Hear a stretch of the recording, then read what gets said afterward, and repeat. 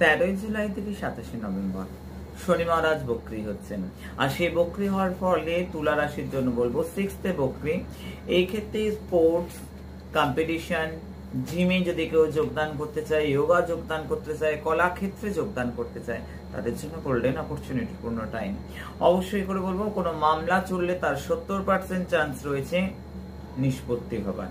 পুরানো শত্রুতা কিন্তু হঠাৎ করে চারা দিতে পারে, কোনো ষড়যন্ত্র কিংবা স্যাবোটেজের শিকার হওয়ার সম্ভাবনা কিন্তু চোখ এড়াচ্ছে না। যারা দীর্ঘদিন ধরে চেষ্টা করছে একটু লোন পাওয়ার জন্য, তাদের লোন প্রাপ্তির যোগ কিন্তু চূড়ান্ত এই সময়। লং ট্রাভেল যোগ রয়েছে, কিন্তু সতর্কতা অবলম্বন অবশ্যই করতে হবে। খরচা বৃদ্ধি রয়েছে, ইলেকট্রনিক্স গেজেট খারাপ হতে পারে, বাড়িতে কোনো রকম মেরামতির কাজের প্রয়োজন হতে পারে, কোনো জিনিস হারাতে পারে, কোনো জিনিস চুরি চাপেট হওয়ার সম্ভাবনা রয়েছে। মেডিকেল অর্থাৎ শরীর স্বাস্থ্য নিজের কিংবা পরিবারের কারোর কিন্তু কোনো রকম ট্রাভেল দেখা দিতে পারে।